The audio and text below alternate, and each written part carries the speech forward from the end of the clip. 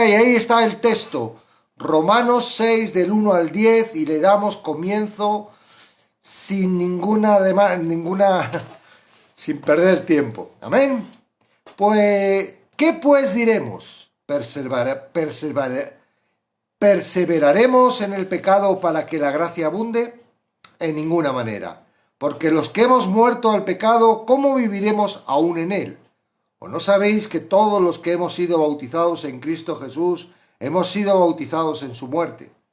Porque somos sepultados juntamente con él para muerte por el bautismo, a fin de que como Cristo resucitó de los muertos por la gloria del Padre, así también nosotros andemos en vida nueva.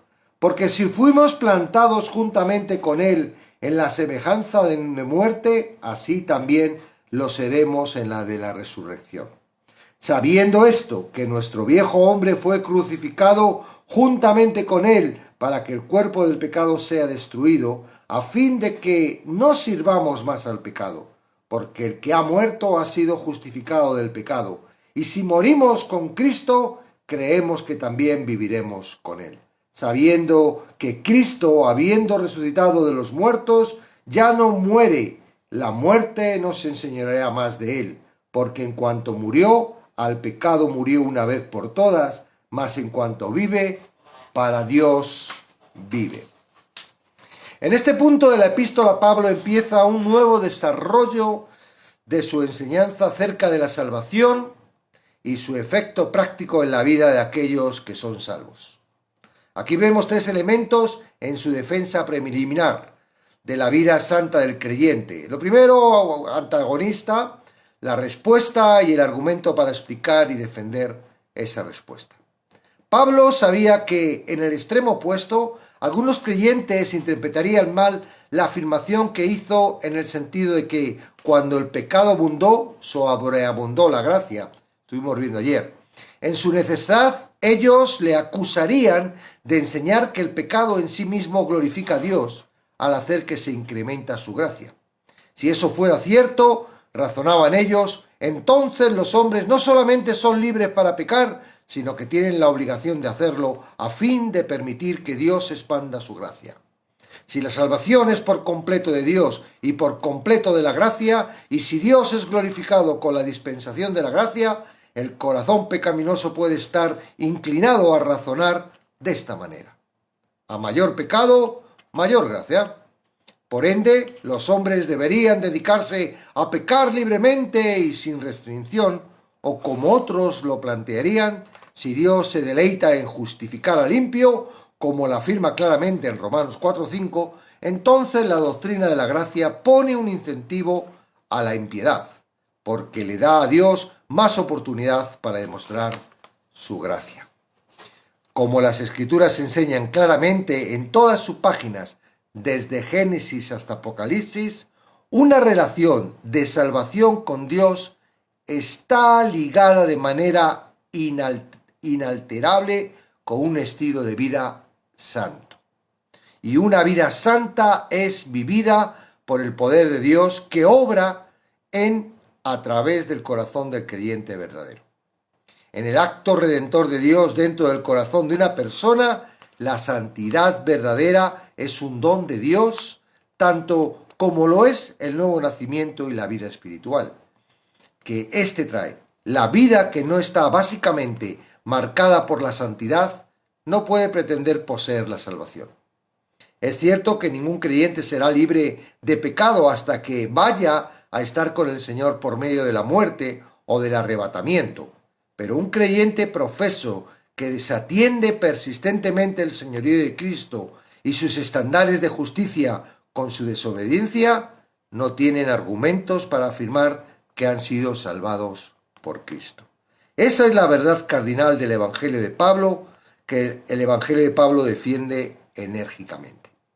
En vista del antinomianismo tan generalizado que cunde en nuestros días, no hay una verdad más importante que los creyentes deban entender: que la conexión inseparable entre la justificación y la santificación como componentes de la salvación, entre la vida nueva en Cristo y el hecho de vivir en vida en la santidad que Cristo exige y provee.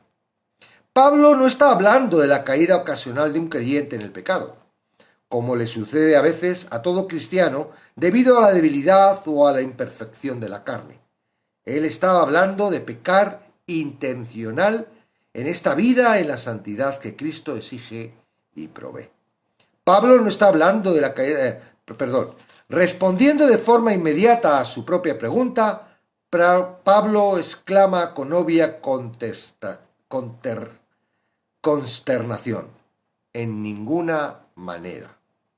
La sugerencia misma de que el pecado podría de alguna manera concebible, la sugerencia misma de que el pecado podría ser de alguna manera concebible y viable, agradar y glorificar a Dios, era completamente aborrecible para Pablo.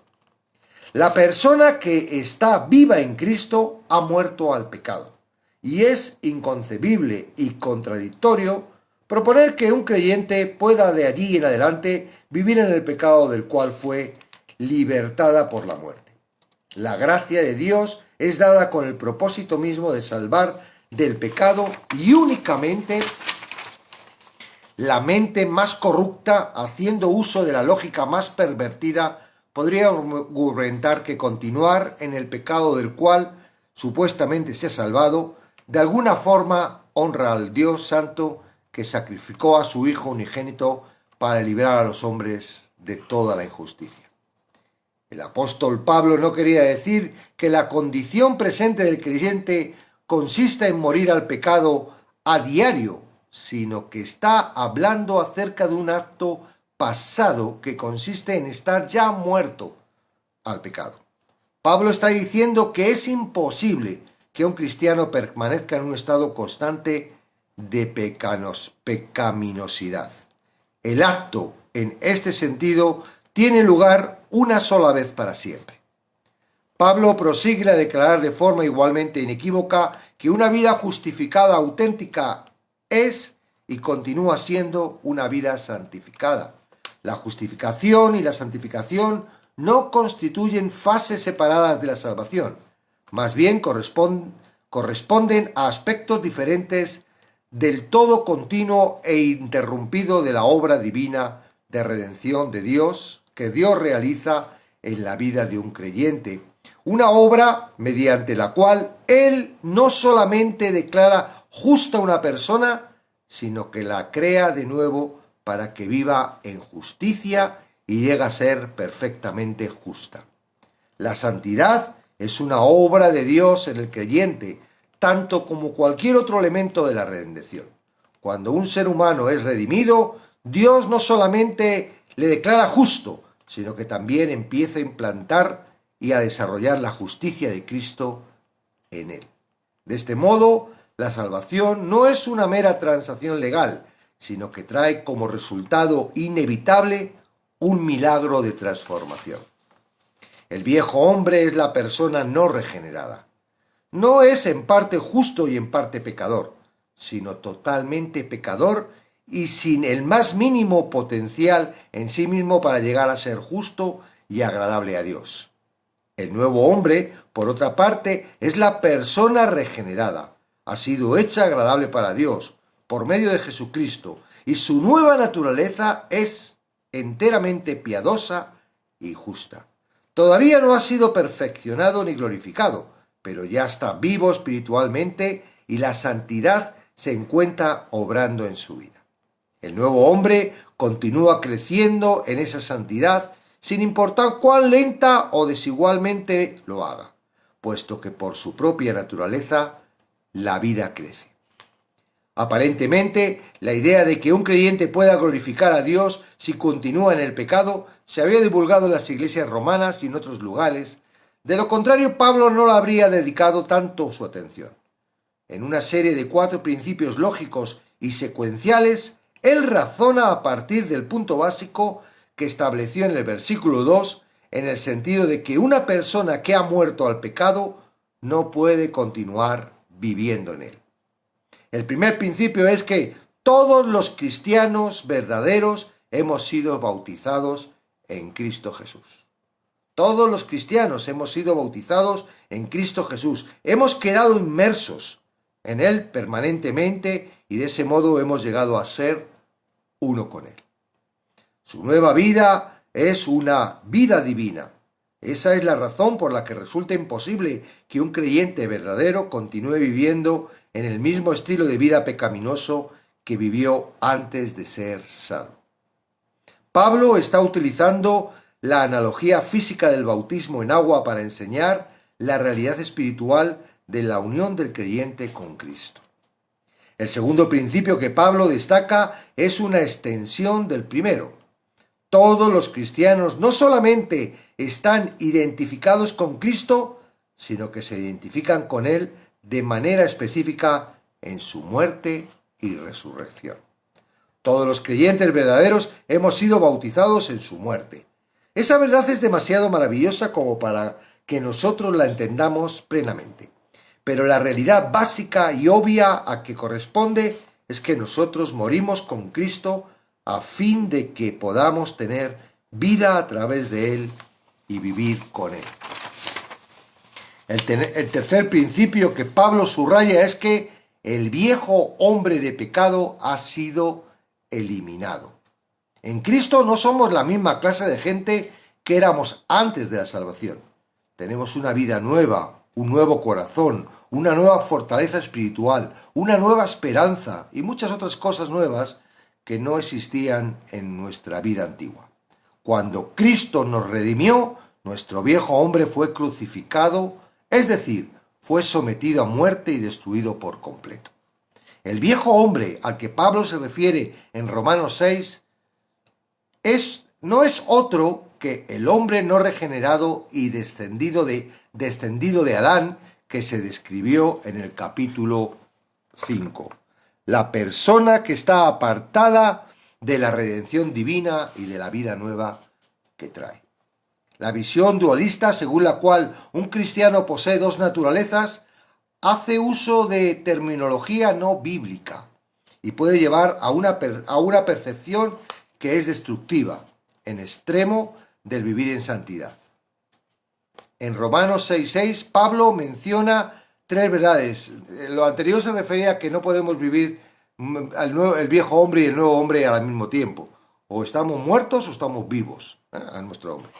En Romanos 6:6, Pablo menciona tres verdades maravillosas que debían proteger a los creyentes de acoger opiniones falsas de esa magnitud acerca de la naturaleza vieja y la naturaleza nueva. La primera verdad es que nuestro viejo hombre fue crucificado juntamente con Cristo. El viejo hombre de cada creyente fue crucificado juntamente con su Señor. O de otra forma, no ha sido salvo. La segunda gran verdad es que nuestro cuerpo del pecado se ha destruido. En otras palabras, nuestra muerte histórica al pecado en la cruz con Cristo resulta en que nuestro pecado queda destruido. La tercera verdad es que no sirvamos más al pecado. La esclavitud de un creyente bajo el pecado ya ha sido quebrantada y de ahí en adelante se convierte en una cosa del pasado. El cuarto principio y último es que la muerte de Cristo al pecado una vez y para siempre no solamente trajo como consecuencia la muerte del pecado, sino también la muerte de la muerte para aquellos que por fe han muerto con Él. La seguridad de que viviremos con Él se aplica obviamente a la presencia definitiva y eterna del creyente con Cristo en el cielo. Pero el contexto tiene como foco principal la vida santa y este es un fuerte indicio de que Pablo está hablando primordialmente acerca de nuestra vida con Él, en justicia durante esta vida presente. El punto culminante de esta sección del capítulo 6 es que en cuanto murió, al pecado murió una vez por todas, mas en cuanto vive, para Dios vive. Debido a que la muerte es la paga del pecado, Romanos 6:23, quebrantar el dominio del pecado equivale a destruir el imperio de la muerte. Pablo quiere dar a entender dos cosas al declarar que Cristo murió al pecado. En primer lugar, Él murió a la paga del pecado al tomar sobre sí mismo los pecados del mundo entero. Él satisfizo la demanda legal del pecado en favor de todos los seres humanos que confían en Él. Por su fe en Él, investidos de poder por su gracia divina y sin límites, los creyentes han muerto al pecado en un sentido jurídico. En segundo lugar, Cristo murió al poder del pecado, rompiendo para siempre su poder sobre aquellos que pertenecen a Dios mediante su fe y en su Hijo. Cristo al pecado murió una vez por todas. Él alcanzó una victoria que nunca será necesario repetir. Bueno, mañana vamos a seguir hablando sobre... esto está otra vez y espero que no falle. Ahí está. Vamos a seguir hablando un poquito más sobre esta terminología de morir al pecado, ¿verdad? Para aclarar un poco. Pero hoy comienza, ¿no? Sucede, y al principio pasa, que uno toma las cosas espirituales como teoría. He muerto al pecado, pero...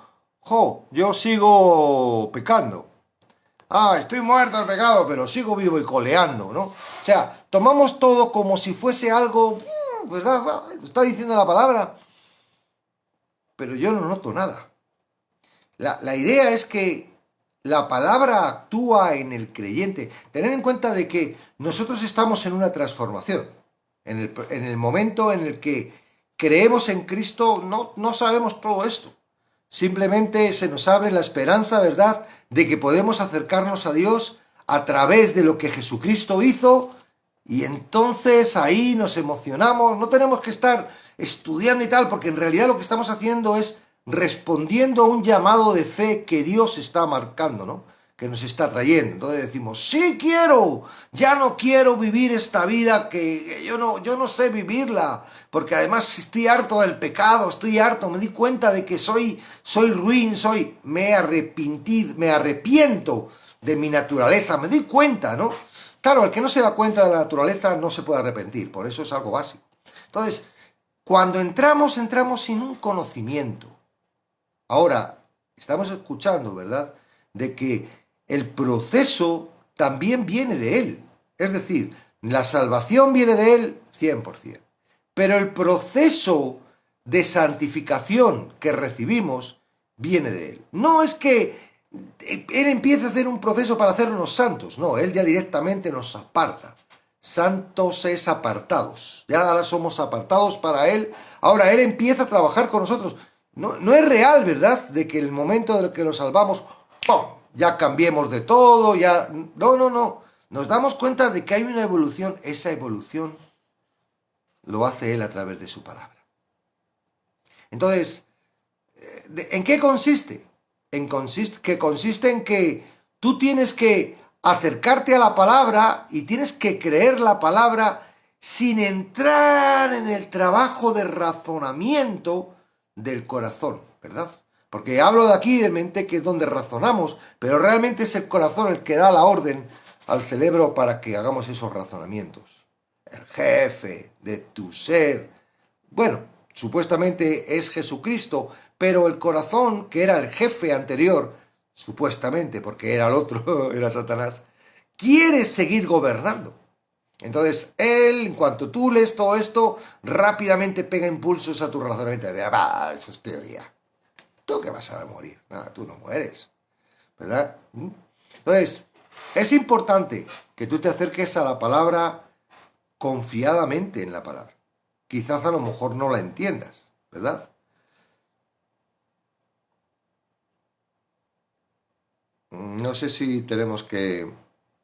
Dios es invento... Bueno, César, estamos hablando de algo. Si no te interesa, te animo a que te vayas o escuches, ¿verdad? Porque yo creo que si escuchas vas a poder entender más que si estás escribiendo ahí todo lo que tú crees y todo lo que tú opinas tirando bombardeos, ¿vale? Entonces, escucha, ¿eh? Porque lo que te estoy diciendo es tan real como la vida misma, como que vas a morir. algún día, ¿verdad? Entonces, digo que es importante, es la terminología de morir al pecado funciona, es correcta, es real, es viva. Y cuanto más la crees, más actúa en uno. ¿Por qué? Si yo he aceptado a Cristo, todavía quiero hacer cosas malas. No es posible. Ahora estamos en santidad. Ahora ya no estamos esclavos del pecado. Ya no es que el pecado me arrastra a hacer lo que no quiero. No, ahora tengo el poder, ¿verdad? De Cristo que mora en mí. El Espíritu Santo mora en mí. Todo lo puedo en Cristo que me fortalece. Entonces, ¿qué es lo que sucede? Suceden dos cosas. Uno es la verdad. Tú estás libre, tienes la capacidad porque Dios te da el poder, pero por otro lado está tu razonamiento y tu pensamiento que va por otro lado. Sí, ya no estás sujeto. Ahora ya sabe que tú no eres dueño de tu corazón guiado por otro, por el pecado. Ahora él sabe que tú te has decidido, dice, ya no quiero, wow, este corazón. Ahora me di cuenta cuando dice engañoso es el corazón y todo lo malo que sale del corazón. Me di cuenta de todo esto, entonces voy y digo, quiero que mi Señor ya no sea mi corazón, ya no quiero dirigir yo mi vida, ahora quiero que mi Señor. Entonces el corazón sabe que ha perdido, pero no lo ha perdido del todo mientras que tú no entiendes. Por eso yo estuve 22 años haciendo el tonto. Porque no me explicaron esto nadie. Al contrario, me explicaban cosas que hacían que mi corazón tuviera todavía la capacidad y el poder para dirigirme. Y sí me engañaba, me decía, eres un cristiano, ya estás salvo.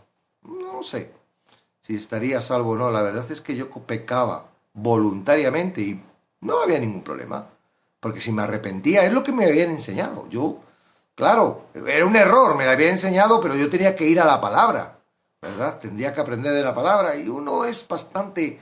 Claro, hay tantos libros, tantas letras, tantos números, tanto. Y además es que como te van, pa' acá, pa' acá, pa' acá, pa' acá, pa' acá. A los pobrecitos, a los nuevos, a los bebés nos da miedo ver, ¿no? Y dice, uy, ¿cómo sabe ese? Y aprendemos de lo que nos dice ese que parece que se sabe los versículos de memoria. Y, pero es que el pecado está a la puerta y el enemigo está en todos los sitios. También está Dios, claro. Y Dios te está permitiendo todo eso como en mí. Yo pienso que lo permitió para que pueda entender ahora a muchas personas, ¿verdad? Que están siendo esclavas creyendo que son libres. Entonces, muertos al pecado significa muerto. Es decir, tú en un momento dado que tu mente quiere jugarte la mala pasada y te está diciendo, no, tú eres un pecador, tú no puedes dejar de hacer esto, tú ya tienes un hábito y los hábitos son muy difíciles de quitar. Todos esos son pensamientos que te llegan a la cabeza. Tú tienes que actuar a través de la palabra. ¿Cómo lo hizo Jesús? Escrito está. Apártate de mí. Apártate de mí. Llámale como quieras. Le llamas Satanás, le llamas pensamiento, le llamas corazón, le llamas carnalidad, llámalo lo que quieras. Y tú le dices, mira, apártate de mí. ¿Sabes por qué? Porque la palabra dice que estoy muerto al pecado. Es distinto a pensar eso, ¿verdad? A tú traer ese razonamiento o a que en la cabeza esté, ay, que tengo ganas de hacer esto, tengo ganas de hacer esto, tengo ganas de hacer esto, y qué ganas tengo de hacer esto, ay, no pasa nada si lo hago, ay, lo voy a hacer, ay, pero es que si lo hago no sé qué. No, tú coges la palabra y dices, estoy muerto al pecado. No tengo por qué hacer eso, porque un muerto no hace nada de eso. He muerto con Cristo. Ahora tú, yo no sé, a mí cuando leo todo esto o leo la palabra, son cosas tan bonitas, ¿verdad? No entiendo uno, no llegas a entender lo que digo, o lo que se dice en todo esto, pero te suena tan bien, ay, juntamente crucificado con Cristo y resucitado con Él, y, ¿verdad? Uno da como diciendo, wow, qué bien si fuese verdad. Es real. Pues entonces, ¿por qué está en la palabra? Si fuese mentira. Ahora, tu corazón no quiere que tú lo creas. Acuérdate que todo esto es por fe. La palabra es la fe que viene y te dice, mira, esta es la verdad y la verdad te hace libre. Y tu corazón dice, tonterías. Religiosidad. Qué tonterías. Anda, vete al bar y tómate un buen vino. Que vas a ver qué contento te pones. Eso sí que te pone contento. ¿Entiendes? Entonces, digo, todas estas palabras raras y extrañas que en un momento dado dice, ¿cómo voy a estar muerto? Si me siento más vivo. Son terminologías. Estás muerto al pecado. Estás muerto al pecado. El pecado no tiene ya ningún poder. Eres otro ser distinto. Ahora, antes no tenías la capacitación, ¿no? Como antes no tenías el coche, ahora te han regalado un coche y viajas mucho más rápido, ¿no? Bueno, es un ejemplo malo, pero ahora tienes la capacitación. Antes no, antes luchabas tú solo con una naturaleza torpe que encima estaba gobernada, entregada, soltada, como dice nuestro amigo Luis, ¿verdad? Dios nos soltó. ¿Para qué? Para que el enemigo hiciera de las suyas y nos mete la televisión, las películas, las falsas noticias, la historia corrompida, todo eso, y nos mete ahí en un sistema donde creemos que sabemos y no sabemos nada porque estamos totalmente manipulados. Y que este corazón lo único que hace es desear, ay, quiero esto, ay, no me gusta esto, ay, me gustaría que pasara esto. Y nuestro trabajo es satisfacer eso que sale de un corazón que, ¿verdad? Que no lo fabricamos, que viene de fábrica con nosotros. Ahora la vieja naturaleza queda ahí, muerta, muere, fue crucificada. Esa vieja naturaleza, sí, esa Carolina, ese Irma, todos los que estáis por ahí, ¿verdad, Mónica? Todos los que estáis por ahí. Está crucificada, murió con Cristo. Cuando Él murió estaba ahí, ¿verdad? Él cuando fue bautizado, todos los pecados nuestros fueron con Él. Es como, ¿verdad? Es que ahí Juan el Bautista impuso las manos, Él no tenía pecado, no importa. ¿Cómo te voy a bautizar si tú no tienes pecados? No, no, es justo. Yo soy la ofrenda. Todos los pecados del mundo vienen a mí. ¡Bum! Y fueron transmitidos y se bautizó. ¿Por qué? Por el pecado de todos nosotros. Por eso dice que cuando Él se bautizó, nosotros nos bautizamos con Él. Porque no se bautizó de sus pecados, se bautizó transmitiendo todos nuestros pecados. Eso fue la justicia. Y después que tenía todos los pecados, fue a la cruz y pagó por ellos. ¡Wow! Yo estoy ahí. No he tenido que ir a la cruz, ha ido Él. Pero mis pecados están ahí. Yo, mi viejo hombre, está ahí clavado en la cruz. Y al tercer día resucita. Y tú estás en Él, resucitando con Él en victoria y en gloria. Y ahora estás en Él. Todo lo puedes en Cristo. ¿Por qué? Porque estás en Cristo. Ya no estás en tus fuerzas. Entonces, eso de que, ay, es que se ha resucitado mi viejo hombre. No, eso no es así. Si tú no puedes controlarte, si tus mentiras, si todo esto que tienes, no te puedes controlar, si tú estás diciendo, no, soy frío, sé lo que tengo que hacer, pero bueno, ya lo voy a hacer cuando me arrepienta, eso no es. Eso es un síntoma de que algo pasa en tu vida, o una de dos, o estás perdiendo, ¿verdad?, el alcanzar la gracia, o yo qué sé, estás ahí engañado en no sé qué doctrinas raras. Uno cuando entiende y es salvo a través de lo que hizo Jesucristo, cuando entiende el Evangelio y entiende que la muerte de Cristo, no hay forma de quitar eso. Es una jurisprudencia. Te cogen y te sellan. ¡Fuach! Ya estás libre. Ahora no solo estás libre, sino que ahora también estoy contigo. Y no solo estás libre del pecado para que no ejerza en ti oponer, sino que encima estás conmigo. Hemos matado esa naturaleza mala. Hemos matado... Claro, sigue en nuestro cuerpo. Sigue, si te matan el corazón te vas para abajo, para el hoyo. Si te quitan los pensamientos te conviertes en un vegetal ahí, de esos que te tienen que dar de comer ahí, con un tubo. Sigue, pero no pasa nada, porque ese corazón y esos pensamientos se van a someter a Cristo. Porque no tienen ningún poder. Porque no tienen ningún poder. Tan solo el poder de lo que es la tentación. Y nosotros, como igual que Cristo pudo con todas las tentaciones, nosotros podemos. No porque nosotros podamos, sino porque Cristo está con nosotros y nos fortalece. Eso es lo que tiene que estar en tu mente. ¡Ay, he caído, he pecado! No pasa nada, levántate. Mira qué trampa te hizo el enemigo para caer y automáticamente aplica la palabra, aplica la fe, aplica, yo soy de Dios, yo estoy en Cristo. Él me fortalece. ¡Qué mentira! ¡Qué trampa he hecho para que yo haya caído! No tengo por qué estar en pecado, no tengo por qué estar haciendo eso, no tengo por qué ocultarme. Yo me coloco el cinto de la verdad y la verdad va delante de mí. Sí, Señor, y me coloco la coraza de la justicia de Dios, y me coloco el casco de la salvación. No hay quien me pueda quitar eso de mi cabeza. Porque Cristo ha muerto por mí, ya no puede nadie quitármelo. Porque soy de Cristo. ¿Quién me puede arrebatar de Cristo? Cojo el escudo de la fe, no de mi fe, ni de una fe cualquiera, la de la palabra. Este es mi fe. Y cojo los calzados del apresto de la paz. Y voy andando. ¿Qué camino? ¿Por dónde voy? Por el camino que Cristo me marca. Cristo es mi camino. Y no solo es mi camino, sino que camina conmigo. Y por último, la espada de la palabra. Inseparable. ¿Qué haría un soldado sin su espada? Por mucho que lleves todo lo demás, ¿de qué te sirve si no tienes la espada? Para poderle dar fuerte a todos esos pensamientos, a todas esas tentaciones, a todo eso que viene a martirizarte. Y no solo el problema es el pecado, también el problema es tu debilidad.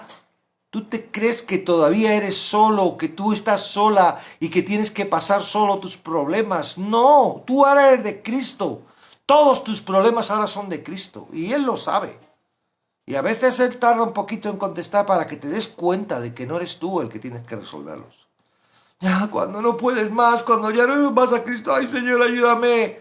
Y está como Jesús cuando estaba en la barca con los discípulos. ¡Ay, hombres de poca fe! ¿Por qué no me habéis dicho desde el principio que os ayudara? No, cuando ya tenéis miedo que vais a ahogar. Ah, sois marineros, ¿verdad? ¿Creéis que podéis hacer las cosas? No, tenéis que depender de mí siempre. En todo momento, porque sois míos. Ahora me pertenecéis y vamos juntos a todo. Amén. Entonces, bueno, hoy hemos visto mucho y he leído mucho y hemos visto al principio de qué absurdo, ¿verdad? Pero esto pasa cuando sacas de contexto los versículos. Alguien llega y dice que, ¡ay, cuanto más pecado, más gracia! ¡Oh, pecar! Dice la palabra. Y no, amigos, nosotros no leemos la Biblia sin su contexto. Y aún así, Pablo sabía y lo aclaró. Cuidado, Cuidado con lo que vais a hacer con lo que he dicho. No tiene nada que ver con las ideas vanas que estáis vosotros pensando. Dios es santo y no quiere que nosotros pequemos. No hay justificación para pecar. No hay justificación. Sí es cierto que a veces caemos. Sí es cierto que a veces erramos, ¿verdad? Que el cristiano no es perfecto. Solo el perfecto es Él. Pero andamos, ¿verdad? Hasta que llegamos a la meta, al alcanzar la suma meta que Él tiene preparado para nosotros en un proceso que Él tiene con nosotros. Pero estamos justificados. Estamos siendo cada vez transformados y santificados a su imagen. No es algo que podamos hacer nosotros, nos dejamos hacer. Amén. Entonces no se permite eso de decir, anda, bueno, no se pierde la salvación, entonces qué bueno, puedo hacer lo que me dé la gana, cómo mola esta iglesia. No, perdona. Tú tienes que alcanzar la salvación y cuando alcances la salvación no vas a pensar así. Vas a decir, qué tontería estaba pensando, Dios mío, el pecado, qué asco. Yo no quiero pecar, yo